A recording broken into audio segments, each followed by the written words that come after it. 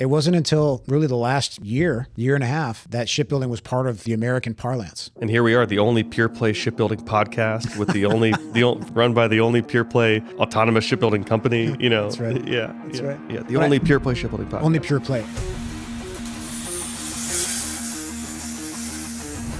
Welcome to Rebuilding the Fleet, where we engage the people, voices, and ideas behind America's maritime reboot at the intersection of technology and manufacturing. I'm Austin Gray, former Navy intelligence officer and co-founder of Blue Water Autonomy. And I'm Tim Glinatsis, and I've been building ships for the U.S. Navy and the commercial market for 25 years. From amphibs to destroyers, and now the unmanned warships of the U.S. Navy's future fleet, it's time for some shipbuilding. Here we go. Welcome to Rebuilding the Fleet, Tim. Welcome to Rebuilding the Fleet, Austin. Okay, so here we are without our usual script, without a guest, and we're here to, I think, recap the first season, think about what we've learned, what's shifted in the landscape. We're not going to crawl through each episode and say what happened in each episode. That would be super boring for our guests. Right. But I think we're going to have a good discussion here, and I'm excited for it. The thing I love about doing this, like this sort of wrap up at the end of the season, is when people listen to this later, there's a whole bunch of context, time-based context that's just not obvious unless we try to fill it in. So maybe we can do some of that, during this chat and talk about, not only the things that we've learned and kind of talking to everybody, but the stuff that's been going on throughout the industry. It's like, have you seen Tenet, that movie? No. All right, then this joke won't land. But it's not even a joke. But it's like they keep referencing for posterity. Why are you doing this? Why are you doing that? They're like, oh, it's for posterity. They'll get the message. It matters. Yeah. All right. Posterity matters. Yeah, posterity matters. Okay, so I think we talked about a couple themes. You want to kick it off and just tell me, like, what are you thinking about geopolitically that's driving our space? Because to me, that's what's going on here is like we got some serious geopolitical situations and we need shipbuilding right now. Well, and I think, it's almost not worth mentioning how important the Indo-Pacific situation is, as sort of a governing principle for everything in shipbuilding on the Navy side today. Yeah. I mean, in fact, just a couple of days ago, we heard about a major arms deal approved between the U.S. and Taiwan that's got everybody fired up. Yeah, 11 billion. Yeah. 11 billion. And which for the Taiwanese is big. I think it's the biggest ever, right? Yeah. But for the U.S. that'd be like a couple ships, right? Right. Yeah. Right. Like a part of a program. Exactly. Yeah. Yeah, but the tensions over there, I think, are driving much of the war game. You've been a part of some of those things before. War games, yeah. Yeah. It drives most of our thinking about what we need for ships, of what type and where they need to be and all that, right? Yeah, and I think also over the course of the year, and I was an intelligence officer in the Navy. My community is very, let's say, our whole job is to get scared of stuff, right? Mm-hmm. Of the bad guys. My friends I have no access to privileged information, but my friends have gotten more concerned, as far as I can tell, over the course of the year. And I think that our customers in the Navy who I talk to, the questions I'm getting now show more anxiety about the geopolitical situation. Yeah. It's not like, can you build it? Will the tech work? It's like, can you build 10? How fast can you build 10? Can you build many ships? I don't think that's unique at all to us. I think that's a reflection of the bigger situation. Well, and you can't spend 2 minutes on LinkedIn without running into somebody doing the comparison between U.S. shipbuilding and China. Yeah. And the number of ships they're building, the number of shipyards they have, all that stuff, it's front and center for everybody because it's crazy. Yeah. It's a lot of shipyards. Yeah. And a lot of ships. Yeah. And to frame it too, that famous CSIS report that has the really good graphic of it's like squares for each capacity. The U.S. has one square, and then a couple other countries have a square, and then China's all the other squares. Exactly. It's like, oh my gosh. Yeah. Yeah. Yeah. My LinkedIn, I haven't been on LinkedIn as much recently, but if I put the word China in the first sentence, 10x the interactions. It's ridiculous. And it's not just bots. Mine is mainly bots. Yeah. But I think, aside from the obvious one, I think the things that are happening in Ukraine are also driving a lot of especially in the unmanned space right now. Yeah. And what are your thoughts there? Because you actually have experience in Ukraine. It's really interesting. And I get questions about this a lot, but the Ukrainian stuff doesn't apply to shipbuilding except for one thing. the Russian ships have been getting schwacked. Like the Ukrainians just schwacked a submarine last week, a kilo. Like that's a big deal. That's a strategic asset that I hunted kilos on an aircraft carrier with a whole strike group after them. And the Ukrainians are schwacking it with a little UUV. And I'm texting my friends at American UUV companies like, hey, good work. You guys involved? Wink, wink. And they're like, no comment. I'm like, I was kidding, but like, if you can't comment, that's great too. That's great news. Yeah. But the Ukrainians are, I think the fact that the Russian ships have been so pinned down says a lot, because like, what if you flip it around? What if the Chinese are pinned inside the first island chain and their conventional ships can't get out of the first island chain because we have established such a strong kill box. That's right. The same way the Ukrainians have in the Black Sea. Most people aren't thinking like that. Most people are thinking we have to try to hold the first island chain because we have no chance of maintaining sea control without it. But the flip side could be like that area, the East China Sea is really just like the Black Sea. If you do it really well. Interesting. And what's that? There's an adage that goes, and I'll get this wrong, but it's something like, if you're fighting the last war, you're going to lose. Every time. Yeah. And that's I think what we've been seeing in Ukraine. Yeah. No one expected the turn that's taken, but it has empowered a whole discussion about the utility of smaller unmanned vehicles, and I think that ongoing, that conflict has been going on for a few years now. Yeah. That ongoing situation. No, I'm there, and I think if I had to summarize my lessons from the Ukraine applied to shipbuilding in one tight thing is we're here to talk about rebuilding the fleet, right? That's what we named our podcast, and that's I think like partially the mission of you and me as humans, of our company, of a lot of other and a lot of other great Americans are working on that. But what I think Ukraine shows is that we don't just need to rebuild the fleet. We need to disaggregate the fleet a little bit, because I think that maritime power is changing and is disaggregating and spreading. And the Navy has had a doctrine of distributed maritime operations for quite some time, and they haven't realized it yet because they haven't built the fleet that can be disaggregated. And we're still building. And you built some of the best, big hunks of steel, big oilers, big destroyers that no Chinese dudes want to get very close to, in the wrong day of the week. Right. But we need to disaggregate power as well to complement those amazing, big mountains of iron. Well, and maybe that it took a geopolitical situation like the two of those together, to get us to really think about it that way. And now I think that's informing, if we pivot to the domestic, the situation here, on policy in the States, I think it's informed by a bunch of that stuff. But man, it's been very busy. The last 6 months, and we're talking about really. Yeah, I mean this period. We should have said this up front. We're talking about the second half of 2026 here. Yep. The landscape over which 25. I'm sorry, of 25. Yeah. That was the time frame over which we've done all of these shows in season one. Yep. And so, what are the things that jump out? In some weeks, this season, this last 6 months, decades happened. It's true. There have been other decades that it feels like only a few weeks happened. The 70s, for example. Yeah. No, I'm kidding. Not the 70s. But there are some weeks, where decades happen. So when you think about that, over the last 6 months, what are some of the hot buttons that have been? We talked about this. The Ships Act, reconciliation, the NDAA, I think are big ones. The Ships Act, I've done two Ships Act, Hill days myself.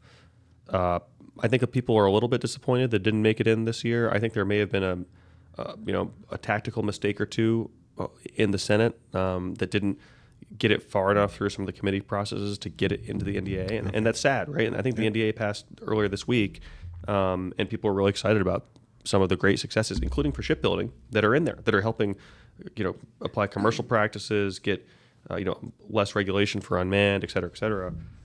So the Ships Act has a lot of potential, and the leaders in Congress, Garamendi, Young, Kelly, they've been doing, I think, the Lord's work trying to get that language through. Yeah. And so anything we can do to support them is important, but tactically we got to get that language into actual law. It's been fun to see, fun's maybe not the right word. It's worth noting that over the last 6 months, I think the shipbuilding community went from sort of, really fired up about the Ships Act and what it could bring to domestic shipbuilding's capacity to maybe jaded maybe isn't the right word necessarily, but concerned about what the outcome would be there as it's waned a little bit. And of course, it includes things like there were port fees as part of the Ships Act that was going to fund the Maritime Trust. Yeah. And what's the argument for that, do you think? well, I think the idea is if you're moving goods in and out of this country from ships that weren't built here, you need to pay a little more. Yeah. And those port fees, particularly for ships built in China, those port fees would enable the government to, I don't know, subsidize isn't the right word, but to assist, offsetting some of the advantages that they have in China. Yeah. I read it too as the Ships Act has a lot of good ideas in it. Some of them need money to do, and the port fees were the only thing that fund the Maritime Trust Fund. Because they can't add a new tax. That wouldn't pass Congress. You got it. Yeah. But that, I think those fees, at least a big chunk of them, have been waived. As part of a bigger tariff negotiation plan, between the U.S. and China. So it's not clear where the funding might come from to enable the growth that the Ships Act talked about. Yeah. Yeah. No. I'm there with you. And the other big one, reconciliation, all the new money, right, which is mainly for Navy, for defense. Yep. And the Navy's sort of started to announce its Golden Fleet concept. Right. Talked about Unmanned, canceled frigate, announced Huntington Ingalls is building a new frigate based on the National Security Cutter, announced has big plans for landing ships, the LSM, with a European partner design, Damen. They're moving, right? They're doing some really cool stuff. And you want to talk about how they're telling the story a little bit? Because you were kind of educating me on that a little bit earlier. I mean, I think this is not a political commentary, but for the first time that I can remember, the Navy is actually putting together videos, and Secretary Phelan's been like kind of front and center in those videos, explaining the thought process behind major acquisition decisions. Yep. And so the first that I remember was the very painful one about the frigate, and that's a tough story. He laid out the reasons that they were deciding to cancel it, and then of course the one just recently about announcing that the NSC would be the parent craft. Again, whether you agree with the reasoning or not, the reasoning is there. Yep. I think it's a major step forward. Yeah, well, and I think you're being very nice and diplomatic. I'll hit a little bit harder from a different angle. I think the Navy is normally really, really bad at telling the story. Yeah. And telling their own story and selling themselves. And I talk to, people in the Navy, from action officers all the way up to senior people, about this all the time, people on the Hill. When they're doing great work for America, they should talk about it. Mm-hmm. Don't put gag orders in contracts where people are building great stuff. Don't hide behind 6 months of decision making in your PAOs. You should fire all the PAOs, by the way. just take them all out of the equation. You really don't need them. How many are there? Too many. Yeah. And tell the story, because they're doing some good stuff. And I've been involved in a couple of cover-ups for the Navy too back when I was on active duty, and they were all dumb. We didn't need any of those. So, tell the story. How many of those cover-ups were about stuff you did? One or two. Yeah. But I think you're right. I mean, the communication piece. I mean, it actually is. It's a truth that holds for every organization. Like the better you do with that stuff. Yeah. But big insular organizations with, let's say, like unique accountability structures. Yeah. Right. True. Don't have to tell the story the same way. So for a startup, right, we have to go out. The startup only exists because Ryle and I told each other a story, and we believed in each other. Right. And then we told the same story to Scott, and Scott told us a story, and we believed. And the same exact thing for you, and it was just storytelling, right? Right. And we told the story to investors. We told the story to customers. It only exists because of that. And big organizations sometimes forget that, and then they also have specific people in the organization who are the storytellers. And the key leaders definitely have to do it. And when you hide behind lame PAOs. You don't get to do that. It's funny how many of these lessons, I think, talking about the Navy, but really any organization, are learned as the result of like prior pain. Oh, yeah. Something went horribly wrong. We said the wrong thing, and now we're being tortured. But the Navy's never screwed anything up. Why would they have any pain? Well, and I think, the stuff they are trying to get right, and I think, we're bumping right into the Navy stuff now, so we might as well keep rolling with it. But they've stepped up the comms, which is great. There's this whole new situation with PAEs and the program acquisition portfolio. Portfolio. Yeah, acquisition executive, Yeah. instead of the PEOs that we're used to. And it seems like a really big change that we've been hearing about for a while. Yeah. But is now starting to take hold now. Yeah, and speaking of telling the story, that's an area where they probably took too long. And it's, we're a full year in, we're halfway to the midterms in the political cycle. It took them a while to get this reorg going. Maybe they should have moved a little faster. Now that they're doing it, they held a boot camp at Navy Yard this week for 2 days to re-educate all the program officers and all the contracting officers about this is the new innovative way we're going to do it. They're doing like internal storytelling. Yep. And they're out there doing industry days with us, right? They're doing an LSM industry. They did an RCO industry that I attended. 2 days, a classified day and unclassified day. And they're out there trying to sell. They're not selling a physical good that anyone needs to buy. They're just selling the story of this is why we're doing this. And actually for the RCO industry day, I wasn't super happy with the content on the second day, and I gave people in the room that feedback, and I called some other guys. Yeah. But the fact that they're doing it is really exactly what needs to happen. Yeah. Because that's what you got to do. And I say that as a person who didn't love the content, right? No, I saw you that day, and that was my impression. Yeah, they can do better. They can. Yeah, you were the only one who got. They can do better, and they know that. We all know that. We all just love the Navy so much that. Well, honestly, when you think about challenges, if someone said, "Hey, I want you to go fix this whole thing," that's a tough thing to figure out. It's a big organization with a lot of stuff going on. Yeah. And when we think about like the things that have actually changed, it does seem like they're showing a willingness to go faster. And we already talked about LSM. Yep. What's happened with frigate, on both sides of that equation. Yep. Some of the new contracting approaches that are, happening in, the unmanned ships are exactly, great. Yeah. And the unmanned stuff, they announced with Saronic. So I was at the Reagan Forum when Secretary Phelan announced the big contract for the Corsairs with Saronic, which has been one of the biggest movements in our space for replicator and all that, the last year. That's awesome. But guess what, guys? That contract data was public in July. Yeah. And you're announcing it in December. Right. And I'm quite sure actually that's not the company's fault. The Navy chose to announce it 6 months later.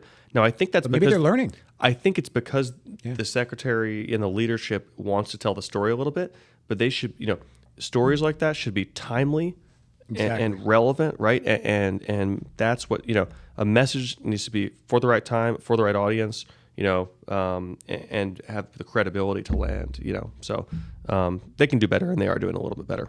So. Well, I think there is reasons to be encouraged there, at least in terms of, in the last, several weeks, there have been some moves that were faster than you'd expect. Yes. Usually. Yep. So that's good news. And we've been the victim of that ourselves just a little bit as well. That's true. Yeah. That's true. Yeah. Okay. So I'm thinking on Navy. We talked about their comms. We talked about some of the reform work. We talked about frigate a little bit. And the story is not over. The frigate story is not over until there's a couple frigates out on the water sailing around. True. I don't think. Yeah, that's true. So we're going to keep a close eye on that one. And if you're listening, this is an invite to any senior officers overseeing the frigate program. Welcome to come on anytime. I will say that that's for doing a podcast. It's been like wildly hard to get senior government officials on board, and I know it's an environment thing, and obviously we're just total assholes. They don't want to deal with us. Is the core problem, but well, is it? And I think we've talked about this a bunch, and we knew we were going to talk about it here on the show. I think it has been tough, to get folks from the Navy. I would say government in general, but especially from the Navy. And I think there's a cultural element here it's not just the Navy. I mean, I think there are some companies who are not, willing to talk about these issues. Like we're talking about, yeah. But it has been tough, to get, and we haven't succeeded in getting anyone from the Navy. We got some pretty good leads, but yeah. I think there's a chance. Yeah. I think there's a chance. Yeah. Okay. So maybe we switch gears and we talk about some of the stuff that some companies are doing, because this season, we really went out there and we interviewed companies and industry leaders who are not sitting at a specific company that I think represent the best of American sea power, shipbuilding, and sea power generation capability, right? And many of them are building a specific platform that sails somewhere. but some of them are building enabling capabilities, right? Yep. And so let's talk about the landscape there a little bit and what we learned. I'll just start by saying something crazy to me is that we had two undersea autonomous vehicle companies, who focus entirely on that type of product on board, not shipbuilding companies, but different type of maritime power. It turns out Huntington Ingalls, the big shipbuilder we had come on the show, they produce the most UUVs, or they have the most UUVs operational of any company in the world. They've got over 700. That was a cool thing I learned. And I did good not know reminder that however cool the startup bros are, the big guys are the ones still producing. Well, and some of that comes back to the point we were making a minute ago. Startups are really good at, there's something good has happened. We're going to share it with the world so that that we're doing really good things. And, I think traditionally primes are not that, they're just not very braggadocious, by nature. They're, reticent to official press release and nobody reads that stuff. Yeah. So I was very surprised by that stat. And there are probably a lot of other ones just like it. Oh, yeah. I mean, yeah. And Tim, what's been the biggest surprise for you this season? I mean, I think I'll zoom out and give you kind of a mayonnaise answer here. The biggest surprise for me was that after we collected this, the group of people coming on, and it really is it's a wide selection. Yeah. The passion, I was surprised at just how fired up people are about this little industry of ours. And you guys to share some of the texts you've gotten, some highlights. Yeah. I mean, I'm listening to the people that are listening to this show in shipbuilding, they've been ignored for too long. Yeah. And it's great that we can help with that. But I think, the startups, when we talk about, I think there are a few main groups of organizations we engage with in this season. Yeah. And, the way I see them, you sort of got startups, you've got, traditional primes, and really we only just had the one. We have HII. Yeah. HII. Well, and Han I would count Han, which is not traditional prime, I was but just going to say a big company. Yeah. Yeah. Hanwha is sort of in between. I think I think they're unique because of their story. Yeah. With Korean history and all the rest. I guess not fundamentally different than Fincantieri. Yeah. But just newer. And then we had some folks that are just in the industry supporting the overall effort. Like Rick Spalding with Snamey today, and Matt Paxton from SCA. Yeah. They all have one thing clearly in common. And that is they are fired up about, rebuilding the fleet. Yep, I agree. Let's talk about that international piece a little bit. Yeah. I think that one thing that I learned from, and I should have known this, but one thing I learned from talking to Matt in the Shipbuilders Council of America viewpoint is the protectionism in the U.S. is still very strong for shipbuilding for good reason. Our industry, for all its potential, has serious vulnerability, right? And if we don't protect the existing American shipbuilders, if we let too much international competition come in, it could really damage and put out of business some yards, right? And you and I have seen already happen some acquisitions in our space of yards that were about to go and are now okay. And I think we're seeing some other activity that's consistent with some of that vulnerability being capitalized on by other actors. So that was one thing on my mind, but I wanted to ask you, Tim, you led a trip, for our company over to Korea for a whole week, right about the time we started this show. And you guys spent a whole week visiting yards and some amazing conversations. What did you learn from that? What were the vibes? And then let's kind of pivot that into a just conversation about what some of our allies and partners are doing in the States for our industry. Yeah, I think, the Koreans build ships in a way that it's really tough to understand until you see it. They just have, and it's a scale thing. Yeah. I think what we learned on that trip, I've been working with the Koreans for almost 20 years. Yeah. And they just continue to get, bigger and better. And I think the thing that we saw was that, the best way to describe, that situation, we went to a relatively small yard in Busan that I had never been to before. Okay. We went there as it was a great convenience kind of opportunity. And this yard, tiny by Korean standards, would be ranked in the top 5 for size and capacity here in the U.S. Oh, wow. So there would be like NASCO or Yeah. Bath Iron Works Yeah. or or Newport News. Yeah. Wow. Exactly. And that's a little bit of a guess. Tiny for them. It's yeah. a little bit of a guess, but yeah. But it would blow like Conrad out of the wall. Yeah. I mean, just in terms of the size of the facility, and when you talk to them about stuff, and you say like, we're just thinking about doing, this is what we're thinking about. We have this idea. The response is like, well, that makes a lot of sense. We could do that for you. We're free next week. Yeah. Yeah. And so because they have the infrastructure, the shipyards are set up in a way that allow. This is a great segue into the California Forever thing. Oh yeah. But the shipyards have around them cities full of people and infrastructure that enable that type of production at scale. Yeah. There has to be a cultural element too, though, and like the incentives, because we do have some capacity here in the U.S., but because there's not enough demand, we have to protect our own business. Right. If we're a yard, we have to book out our capacity as far, honestly, a year or two or longer in advance. Oh, and by the way, half the market's a Navy market that does like 10-year contracts, right? Right. And so you book it all out because you don't want your company to collapse, Exactly. And that's kind of the dirty secret. Whereas they have a robust, healthy market, and they know they're going to be able to pick up some work. And so they're like, let's go next week, which no one, even a startup, like a crazy lunatic, right. whoever would go build ships at a startup, right? Would next week, no problem. That's, like even one of those would be kind of like, whoa. It's true. And there is a lot to talk about relative to the history of the Korean shipbuilding industry, chaebols and the whole, the entire approach of how does government involve itself early to ensure success of, major industry. Yeah. I think there are very big differences between what's been done over there and what's been done here. Very big differences between what's being done today here and what's being done today in China. Yep.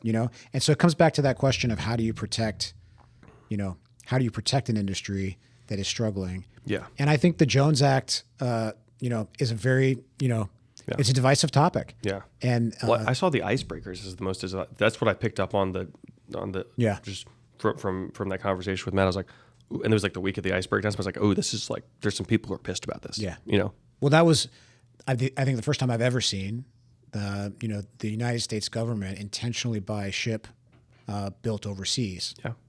And, if I'm not mistaken, I actually think there's something legislatively, there's something that needs to be navigated there. It must have already been navigated. I don't know exactly how that works, but the requirement to build ships in the U.S., for government service has been, I think, sort of long-standing for new ships. Yeah. So that definitely got people freaked out. Yeah. Yeah. No, the international stuff is interesting. And we're going to see more and more, and, Mike could only share so much about their secret plans at Hanwha, but we're going to see more and more, I think, out of that Philly shipyard, out of, what Hyundai is doing in the space, and other European firms. Yeah. And like, in our own work, we've both worked with European and Asian ally and partner companies who are really important leaders in the space, and who the U.S. trusts a lot for good reason. Well, and I think it's worth reminding ourselves and everybody else that the Hanwha Philly situation. They bought that shipyard a year or two ago now. Yeah, and it's unique because it's recent. But we need to remember that Fincantieri is in fact owned by the Italians. Austal is an Australian company. Yep. Right. And before Philly was purchased by the Koreans, it was owned by I think Aker owned them before that. In and I can't remember which European country they're in, but okay, this is not new. Yeah, that's the thing. Yeah, that's a good point. Let's talk a little bit about some of the enablers and the tech trends. I was really excited we got a robotic welding firm on here. I'm generally really skeptical of robotic welding, not because I have any beef, but just because when I go and talk to dudes who are welding day to day, they're skeptical of it, right. and those guys know it. They know what they're doing. They know their trade. But we had a really good conversation around that. Is there any other tech that you've been observing in the last, couple months here during the course of the season that you're like, this is the real deal for shipbuilding? Well, I think the obvious answer for me is what's going on with the bits and bytes side of this equation with Palantir and ShipOS and the way that we're now starting to think about using AI in the not just the downstream planning, but upstream design work, things like that. Yeah, and I think the only thing to my knowledge, unique about what Palantir is doing in the space is that they have really good marketing. I think there's a lot of potential there, and I say that with all the respect. Basically, saying Palantir has dope marketing is what I'm saying. Yeah, well, they do. They do. And we've taken pitches from a couple very interesting opportunities that are going to help transform the industry, and it's going to be a nice competitive market. But it's like an enterprise software play. Yeah. So there's going to be some network effects, and there are only going to be 2 or 3 winners where everyone's going to use one of these 2 or 3 winners, I think. So we'll see more flush out there. But to me, that Palantir deal between the Navy and Palantir and RCO and the money in the MIB money from reconciliation that funded it, that's the exact type of signal the industry needs to see from the government saying, hey, you're solving a really big problem for us. We'll put you on a big contract. Let's roll. And I think that's we've been, we're really hoping to get someone from MIB on the show. Because inshallah. Yeah, I think that objective between the submarine industrial base and maritime industrial base, those 2 programs are intended to do exactly that. It's been tough to see all of those examples, but the Palantir one's very, very obvious in front and center. Yep, 100%. So, Tim, if I think about just building that fundamental capability for our country. You had Jan in here from California Forever. I actually haven't gotten to watch that episode yet. What were your big takeaways on that? Because that's one where great energy, great vision. Yeah. But a lot of us, I'll take credit here too. A lot of us are super skeptical because how are you guys going to go actually build ships? Even if you do, are you going to do it soon? And then also, is this just a big fundraising and real estate reality distortion field that has nothing to do with shipbuilding? Well, and I think when you hear the episode, I think Jan walk through most of that stuff, and he's got a plan. He's got I think a very robust group of supporters. Yep. Raised a lot of money, and it's super ambitious. But I'll characterize the thing I sort of misunderstood going into that conversation is that from Jan's perspective, I assume that he's right with this. That land in that spot in Solano County may be the single best piece of land for a new shipyard in the country, right? When you think about all of the, I'm not exactly quoting him, but that was definitely a point. And so why haven't we, location is everything, right? Location, real estate. Why hasn't someone built a yard there yet if it's so good? Well, I think it comes back to the question from a few minutes ago. You need to have something to build. Yeah. And if there was enough shipbuilding demand in this country to fill the existing shipyards, then I think this answer would probably be there already. Okay. And there are a couple more yards in California that are, they're gone, or on life support, like Mare Island. And so, his whole, the premise of that endeavor is really interesting, and again, will I think largely depend on how the government supports it, because the government with regulation, could kill the whole thing. Yeah. And especially that government in California. Well, we talked about that. Gavin Newsom started a podcast too. Yeah, what's the? It's not shipbuilding. I don't know. It's not shipbuilding. I think he just bros out. Trying to be. That's popular these days. Yeah. The likability thing for politicians. I thought we were going to wear tracksuits today. Oh yeah. I meant to. I was like, how can I troll Simone as much as possible? Tracksuit. That would do it. Tracksuit, backwards hat, maybe some earrings. Yeah. Something ridiculous. Yeah. I don't have any in, but and my cufflinks are kind of crazy, right? I don't know. No, you are a cufflinks guy. I like that. Good cufflinks guy. Yeah. I like the Princess of Sweden gave me these. Wow. No, my grandma got them in the gift store. I like the other ones better. I like the belief in your face though. For a second, you never know. I've learned some stuff about you I wouldn't have guessed. Yeah. Okay. So what about California Forever? Kind of the finance bro play, right? What are the tech bros doing? We've met some cool companies. Oh, we got to talk about Regent then. Unmanned, sea gliders. Yeah, the sea glider thing was. I absolutely loved being in that facility. It's swanky. It was so cool. And if you're listening to this, but you did not watch any of the video clips, you got to go watch so you can see we did that show in front of the full scale model of the sea glider. Yeah, so cool. So their office is dope. Both their office here in DC, Regents, and their office up in Rhode Island. And a Hill staffer told me last month when we had our office opening here, she told me that we're the bougiest defense firm she knows, and I was a little offended because I was like, "Have you seen Regent? You're killing me." This is not. And I'm getting crushed in -5 degree, Yeah. cold on the dirt, on our dirt yard up in New Bedford, Yeah. wearing my, what's the brand of our wind parkas? Carhartt. Yeah, wearing our Carhartt. Yeah. And these guys are running around in Helly Hansen with like literally a decorator for their facility, which is beautiful, which I'm jealous of, awesome. obviously. Yeah. It's awesome. But I'm like, we're not the bougiest. Come on, you're killing me. Not even close. And if you take my cufflinks out of the equation, we're, We should have that staffer back. I'll take her around town and show her some very bougie facilities. Yeah.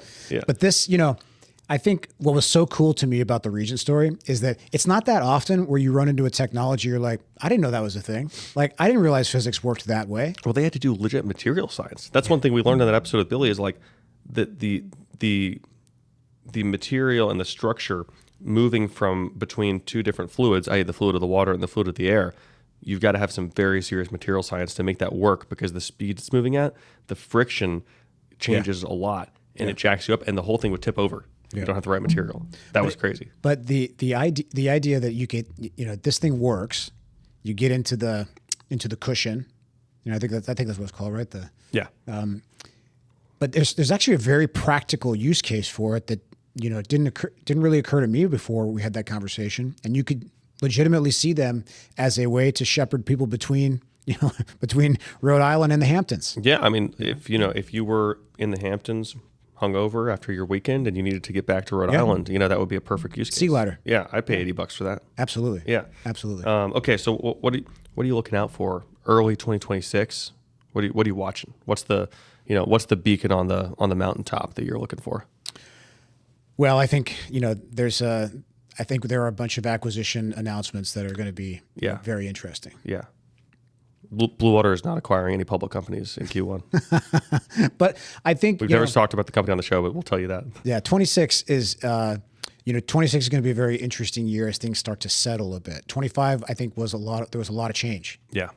And there are a lot of people moving into the tall grass, and some of them are still there, but some of them revealed themselves. Yes, and that's exciting. Yeah. Again, I think we talked about this on an early episode, but my entire shipbuilding career, nobody even knew what shipbuilding was. It wasn't until really the last year and a half that shipbuilding was part of the American parlance. Yep. And here we are, the only pure play shipbuilding podcast with run by the only pure play autonomous shipbuilding company. That's right. That's right. Yeah, the only pure play shipbuilding podcast. Only pure play. And actually, I think we need to put that in the intro. Yeah, it's what's really good though is that this season has really clarified that though we talk a lot about shipbuilding, it's more than just shipbuilding. It is about the things around the maritime edges. Power, exactly, sea power, regenerating sea power, exactly. Yeah. And that's what's so cool about Regent and Vatten and talking SCA. Yep. And what's going on with SNAME? How are they supporting folks? The conversation with Rick Spalding was incredible. Yep. The human side of it, I really liked that we got into the workforce side of naval architects and marine engineers with SNAME. Yep. And I think a goal for me next season is let's get into the workforce side for the welders, right? For the non masters in engineering guys and girls.